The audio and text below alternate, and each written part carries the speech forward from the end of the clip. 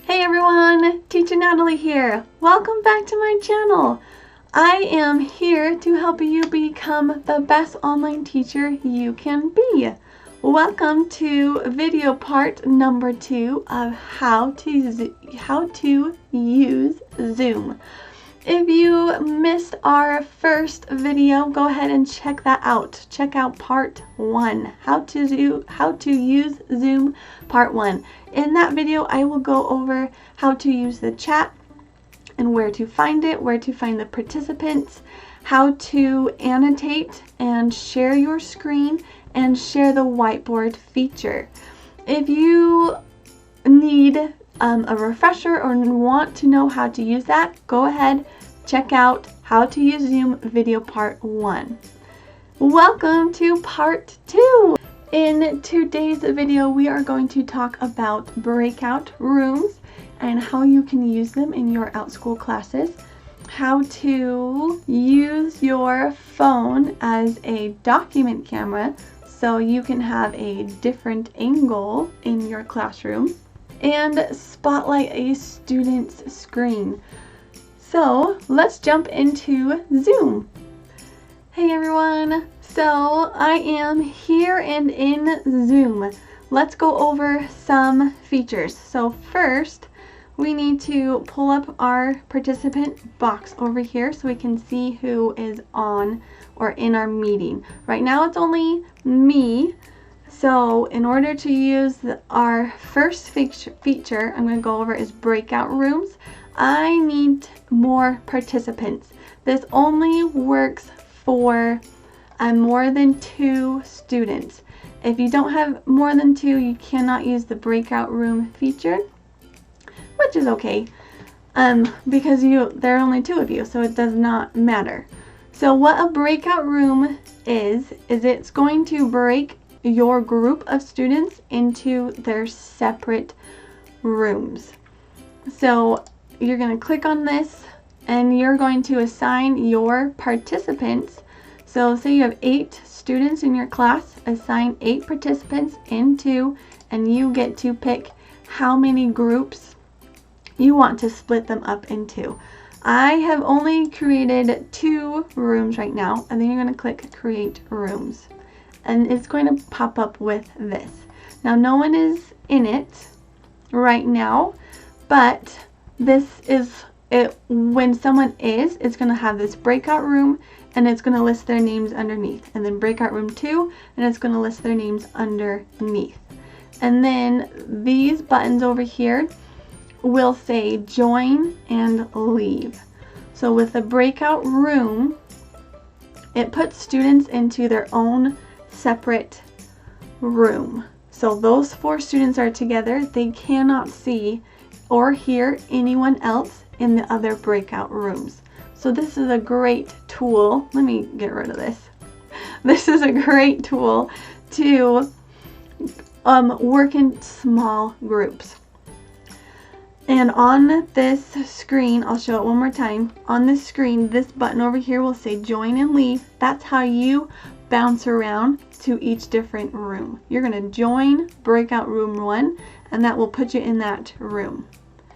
And then you're going to go back down here to breakout rooms. You're going to click it. It will pop up this again, and you're going to join another room. So you have to hop around when it's small groups. Do not just let students do their own thing, because you cannot see them or hear them unless you are in that breakout room with them. So how I've used breakout rooms, which was so fun, is I have some digital breakout boxes or digital escape rooms for some of my classes. So I did have 8 students once working on a breakout box. I had everyone together for instruction. This is what we do. And then I split them off into their own groups of 4. So there's 2 teams of 4 working together. And that was a lot better than having 8 students work together at a time. So the options are endless with what you can do with a breakout room. You could have a project that you want students to work together on So you can break them off into groups and give them time during class to work on their group project. You can assign students to a certain group. So if you have a multi-day class, you can make sure the same students are in the same group every class. Breakout rooms are a lot of fun. When you start them, make sure you start off with, hey, this is a breakout room. I'm not kicking you out of class. When you hit that breakout room button, a pop-up will come up on the student screen that says join breakout room 2. They need to click it and it will put them in that room with the students in their group as well.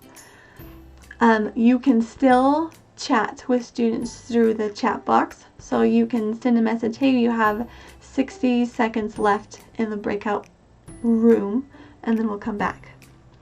So breakout rooms are fun, and if your class allows it, maybe you have older kids, try it out. It was a lot of fun. I think it's a lot of fun.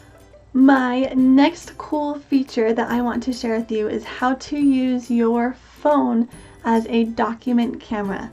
That way you still have a camera on your face, but then you also have a camera down on the work you want to show. Maybe you are painting and you want students to still be able to see you, but you also want them to see your painting. That way you don't have to move your camera constantly back and forth. I use it in my math class all the time. I want students to be able to see me, my face, my instructions, but also be able to see what I'm doing.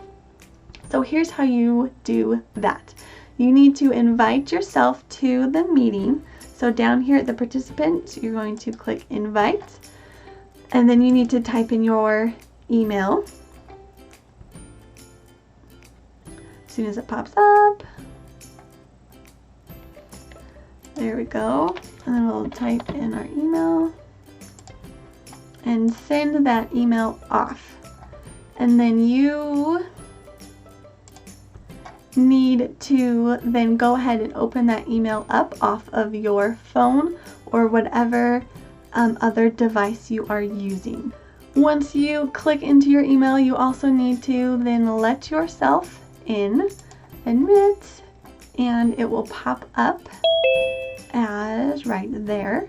And I kept my name the same, that way students know that this screen is mine. So now on your device, you need to go ahead and start your video. We'll see, there's my ceiling, and then you're gonna have to flip it around. Flip, oh, I didn't, there we go, flip it around so we can see it down on our workspace. There we go. Now you have a document camera. You can still see me, and you can still see what I'm writing on my whiteboard, still see the dice I'm rolling. It's really fun and really helpful. Otherwise, which is not a bad thing, I'm up here holding a whiteboard to solve math problems, which works for some things that I need. So I do not use this for all of my classes. But maybe you're cooking and you want to be able to show your mixer going, and then still be able to talk to your students and your students can still see you. That would be very helpful. Tip, when you join your phone, do not join the audio on your phone. You don't want the audio coming from your phone or device and your computer or webcam or whatever else you're using. So you just have to link that video. Next thing I want to talk about is how to spotlight a video.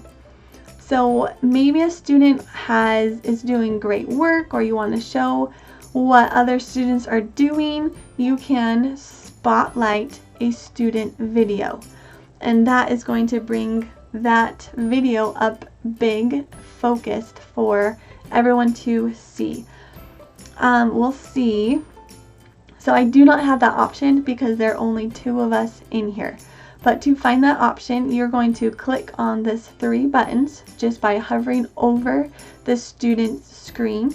Find this 3 button, click on it, And the spotlight video is going to be right under here under pin video. And you're going to click that. And it will bring up that student's screen, what their work is, up nice and big so everyone can see it. I love using this in class so students can share their own work with others, and it also helps me to know, are they getting it? Are they understanding it? I can actually see what they're doing.